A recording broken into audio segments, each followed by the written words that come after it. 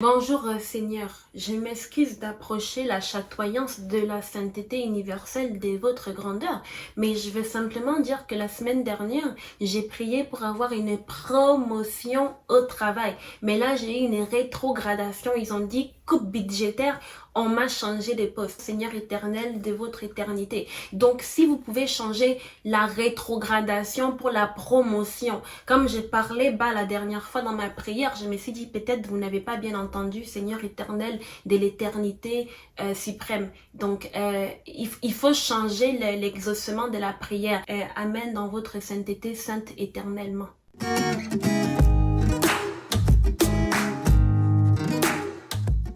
Allô la famille, bienvenue sur ma chaîne, merci de me retrouver aujourd'hui.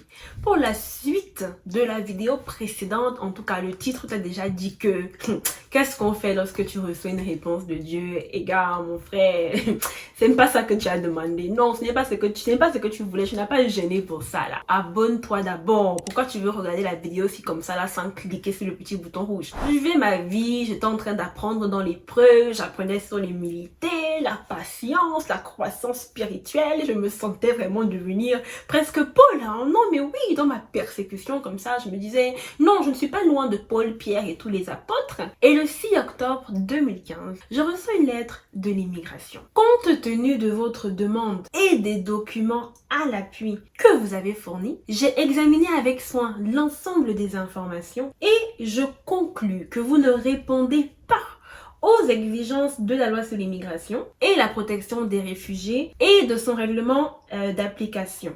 Votre demande, telle que présentée, a été refusée.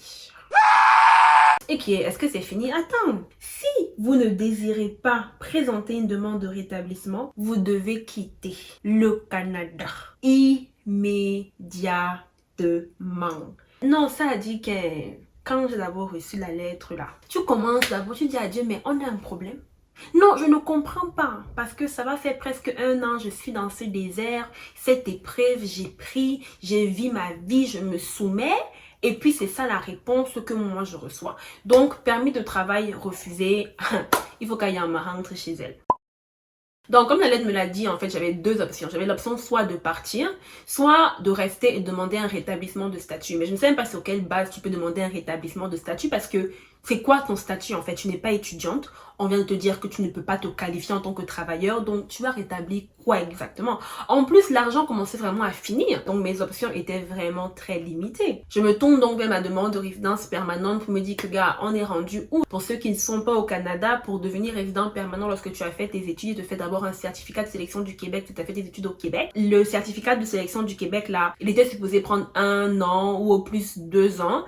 Mais parce qu'ils sont allés traiter mon dossier, je ne sais pas dans quelle partie de l'Afrique, le truc était rendu à 3 ou 4 ans en fait. Donc nous voici en octobre 2015, je suis toujours pas rendue, j'ai toujours pas de CSQ. L'affaire c'est je ne sais même pas ce que je suis supposée faire, je ne me souviens pas de comment est-ce que je me suis retrouvée chez la députée. Mais je suis allée voir la députée et j'avoue que j'allais un peu la voir sachant que bon, elle n'a pas d'intérêt à m'aider parce qu'elle a été votée par ceux-là qui sont citoyens québécois et qui ont le droit de vote. Je ne suis pas citoyenne québécoise, je ne l'ai pas votée, je ne peux rien faire si elle décide de ne rien faire pour moi. Mais je suis quand même partie, je lui ai présenté ma situation. Est-ce que tu peux m'aider, faire quelque chose? Est-ce que quelqu'un peut me dire en fait au moins où se trouve mon dossier et à quel niveau je suis rendue? Parce que si tu as fait immigration au Canada là, surtout Québec, Québec ne te dit rien. Québec te donne un numéro pour le ministère de l'immigration. Ils n'ont jamais de réponse pour toi. Ils n'ont jamais rien à te dire. Ils ne savent pas plus que ce que toi tu sais déjà en fait. La députée a réussi à obtenir pour moi un numéro de téléphone, donc de quelqu'un même qui travaillait au ministère de l'immigration. J'y viens. Avant d'y venir, entre-temps, là qu'elle m'obtenait les numéros de téléphone, je reçois une intention de rejet de ma demande de CSQ. Hey! Je lui dis, mais attends Seigneur, donc c'est-à-dire que tous les prières des pasteurs Sango que je pars faire là, toi tu ne les entends pas. Tu ne les vois pas. Je suis là, je lave le sol de cette famille de Watt et toi, vraiment, tu es sourd à tout ce que je suis en train de faire. Je ne comprenais pas, je n'avais pas d'insight dans ce qui est en train de se passer. Donc c'est là où Dieu intervient d'abord par sa grâce. Donc la députée m'obtient, comme je disais, le numéro de quelqu'un qui travaille au ministère de l'immigration, mais pas de n'importe qui. Non, le numéro de la personne qui s'occupe même de mon dossier. Ça a dit, quand les gens étaient dehors en train de payer les avocats et les conseillers d'immigration, la personne qui me conseillait était celui-là même qui était en train de traiter ma demande. Et là, j'ai commencé à dire que bon, non, Jésus s'est réveillé. Non, il dormait. Dieu s'est endormi un temps dans la situation, mais là, oh, l'Éternel des armées s'est rappelé que c'est lui qui combat. C'était un monsieur très gentil en plus. Et je communiquais avec, j'avais son numéro de poste personnel. Je l'appelais. Donc il m'a expliqué que l'intention de rejet c'est que ta demande n'est pas complète, etc. Voilà ce qui manque, va chercher.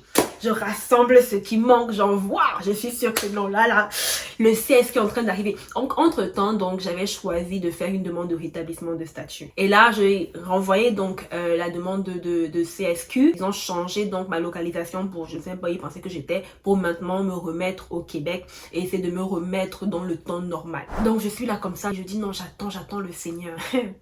Peut-être 1 mois ou 2 mois plus tard, je reçois une autre lettre du ministère de l'Immigration du Québec. Intention de refus. Je dis non, mais en fait, l'ennemi se lève sur ma vie. D'abord, il y a eu l'intention de rejet et maintenant une intention de refus. L'intention de refus, c'est que ton dossier est complet, mais on juge que tu ne te qualifies pas. Parce que pour le CSQ, en fait, c'est un cumul de points. Hey, j'ai appelé mon conseiller d'immigration personnelle. Je lui ai dit, mais mon gars, tu es sur le dossier là, c'est comme si tu n'es pas dessus. Donc toi-même, tu me conseilles et toi-même après, tu m'envoies des intentions de refus. Il y a quoi même? Et puis le gars me dit non, tu n'atteins pas le nombre de points. Il m'a montré la grille de points. Il m'a montré comment est-ce qu'on calcule le nombre de points. Il m'a dit ok, je pense que si tu fais ça, tu vas atteindre ton nombre de points. J'ai dû faire un test de français alors que j'étais francophone et j'ai dû faire un test d'anglais. Donc j'ai envoyé ça, c'est parti. Il m'a dit ok, là c'est bon, mon dossier est complet. Il faut juste que je m'asseye et que j'attende que le CSQ arrive. Entre-temps, la demande de rétablissement donc de statut est arrivée et ils m'ont accordé en fait un statut temporaire. Donc c'était comme un statut de visiteur, je ne pouvais pas travailler ni quoi que ce soit, mais au moins légalement, j'avais le droit d'être au Canada. Ah, j'ai célébré. J'ai dit non, je savais que l'Éternel des armées allait se lever dans ma situation. Je savais que ma fidélité, oh je me sentis comme David, tu vois quand David écrit ce psaume là, que non finalement mon intégrité, ma fidélité, oh ma puissance, tu oublies même d'abord que c'est la grâce de Dieu, tu commences à penser que non, tu vas participer un peu dans ce qui est en train de t'arriver et tout. Maintenant, bon, parce que je n'avais que des problèmes sur des problèmes, mon passeport avait expiré et je pouvais pas renouveler mon passeport parce que sur place parce que il faut un statut. Donc j'étais coincée comme ça. Lorsque j'ai reçu mon statut, j'étais comme non, Dieu a agi, en plus ça tombe bien, je pourrais partir au Cameroun, faire mon passeport et tout ça avant de revenir. Donc je fais mes bagages, je monte dans l'avion et que non, je pars comme ça victorieuse, le Seigneur a agi, le CSQ arrive et tout, statut rétabli au Canada. Donc je rentre comme ça au pays. Lendemain matin, en rangeant mes affaires, ma mère m'appelle. Je viens comme ça, elle me dit, bon, ton papier, si, tu as lu ça?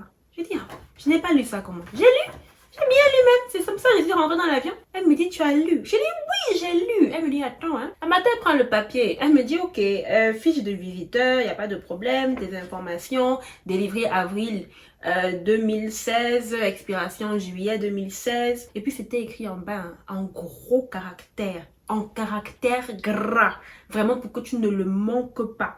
Ceci n'autorise pas la réentrée dans le territoire. Ça a dit que je me couche d'abord par terre. Non, ouais, laisse-moi pas. Ça dit que si quelqu'un me touche, ça sera ta part de malchance que tu vas porter. Je vous assure que, tu vois comme dans les films là, c'est un bruit sourd là qui résonne dans tes oreilles. Je comprenais pas ce qui était en train de m'arriver en fait. Le papier disait que je ne pouvais pas retourner au Canada. Je ne l'ai pas lu, je ne l'ai pas vu. Je ne l'ai pas vu autant de fois que j'ai lu ce papier. Je ne l'ai pas vu. Ou je l'ai présenté à l'aéroport. Personne ne m'a dit qu'est-ce que tu as lu que ça n'autorise pas la réentrée. À aucun moment donné, je n'ai réfléchi au fait que ce papier n'est pas un visa. Parce que quand j'ai fait mon permis de travail, on m'a donné un visa travailleur pour que je puisse sortir et rentrer au Canada. Je n'ai pas pensé à ça à un seul moment. Je ne comprends pas. Tu veux que je te dise que c'était quoi? Est-ce que c'était ma propre négligence? Est-ce que Dieu m'a aveuglé exprès parce qu'il il savait que s'il me demandait de rentrer là, je n'allais pas rentrer, j'allais insister pour rester au Canada. Je ne peux pas te répondre. Ce que je sais là, c'est que je suis partie au Cameroun en 2016 pour 1 mois, faire mon passeport et retourner au Canada. Et je ne suis pas retournée au Canada. Donc, je repose ma question. Qu'est-ce que tu fais lorsque la réponse de Dieu arrive et ce n'est pas celle que tu attendais? Qu'est-ce que tu fais? Oh, tu mets tes genoux par terre. Personnellement, c'est ce que j'ai fait. Je ne sais pas ce que je vais te dire d'autre. Parce que de toute façon, qu'est-ce que tu vas faire? Tu as 2 choix à ce moment-là. Tu as la soumission et tu as la rébellion. Ce n'est que les 2 options que tu as. Tu peux te rebeller et dire que vraiment ce Dieu ne m'a jamais rien apporté. Tu fais comme la femme de Job a dit, maudit Dieu et meurs. Donc là, tu maudis Dieu et tu vas donc revivre toute la vie que tu veux vivre. Parce que mon frère, comme on dit dans mon pays, mouillé c'est mouillé, il n'y a pas de mouillé sec. Ou alors tu choisis la soumission. Tu mets tes genoux par terre et tu dis à Dieu, ok. Ça là, je n'ai pas vu ça venir. Je n'ai pas contrôlé ça. Je n'ai pas prié pour ça. Je n'ai pas senti ça. Donc j'étais seulement comme ça là que mon frère... Allons seulement. La deuxième chose, tu reconnais la souveraineté de Dieu dans ta vie. Parce que c'est facile de dire Dieu est souverain. Et on aime dire ça. Dieu est souverain. Dieu est au contrôle. Mais c'est facile de le dire lorsque tu penses que son contrôle là va tourner en ta faveur. Quand tu penses que son contrôle là c'est pour diriger la vie des autres ou pour t'accorder ce que toi tu as envie de recevoir. Mais quand maintenant la souveraineté là doit s'appliquer sur ta vie, quand c'est sur ta vie qui doit régner, quand ce sont tes décisions qui doivent chambouler, quand c'est ce que toi tu as prévu qui doit renverser, tu oublies la souveraineté de Dieu en fait. Ce que tu veux en fait, c'est pas un Dieu souverain, c'est un Dieu souverain sur les autres et que toi tu sois souverain sur ce que tu veux qu'il fasse. Ce qu'on veut souvent, c'est un génie de la lampe comme dans Aladdin. Tu frottes ta lampe, le génie sort, tu fais tes 3 vœux, après il rentre dans sa lampe parce que c'est là qu'est sa place. Donc non. C'est là que tu vas apprendre que Dieu est souverain. Quand il dit qu'il est souverain, là, tu es compté dans sa souveraineté. La troisième chose, c'est de dire, maintenant Seigneur, qu'est-ce qu'on fait? Ce n'est pas de se plaindre, ce n'est pas de regretter tes années passées, de te dire que, oh, si j'avais su, n'est-ce pas qu'on m'a demandé d'épouser les gens là-bas pour 3 000 $, j'aurais même donné 4 000 $. Donc tu as le choix. Tu peux soit te plaindre, geindre et empirer ta situation, ou tu peux dire à Dieu, ok, maintenant je prends quel chemin, maintenant on va où? Si tu voulais mon attention Seigneur, si tu savais que si tu me disais que tu veux que je rentre, je n'allais pas rentrer, maintenant je suis donc là, je suis rentrée, qu'est-ce que tu veux que je fasse? Je vais me laisser complètement diriger en fait, je vais rester ouverte à tout ce que tu veux dire, même si finalement tu veux me dire que tu ne veux même pas que j'aille du tout au Canada, que je rentre, il n'y a pas de problème, je vais le faire, maintenant juste dis-moi et je vais suivre. Voilà les choses que tu dois faire lorsque la réponse que tu attendais de Dieu n'est pas celle que tu reçois. Maintenant, honnêtement, la vie au Cameroun a été... ça m'a vraiment beaucoup apporté. Je n'aurais pas pensé que ça aurait été aussi bon. Déjà, ça a été bon spirituellement parce que ça m'a permis en fait de réaliser que je peux vivre ma foi même au pays. Au pays où là, il y a les tentations. Au pays où des fois, tu vois que non, les gens que tu connais sont de l'église à moyen, ils ne te connaissent pas. Donc, c'est-à-dire que tu veux montrer tes vraies couleurs ici, là, avec tes propres gens. Non, ça a été vraiment le moment pour moi d'être droite et de continuer à dire que c'est Dieu que je veux. J'ai pu participer à la vie de mon église et j'ai fait évangélisation dans la rue. Moi, personnellement, je suis pas quelqu'un qui évangélise dans la rue. Mais ce samedi là, je suis allée le matin avec mon t-shirt, avec le groupe des évangélistes de l'église. Yo, je me rappelle, il y avait une maman dans le taxi et puis elle passait devant moi et j'ai lancé un tract dans le taxi. Comment la maman l'a réagi? Je vous assure que la femme là a fait comme si je venais de lui lancer l'acide sur le corps. Ça là, feu du Saint-Esprit dont tu as besoin dans ta vie.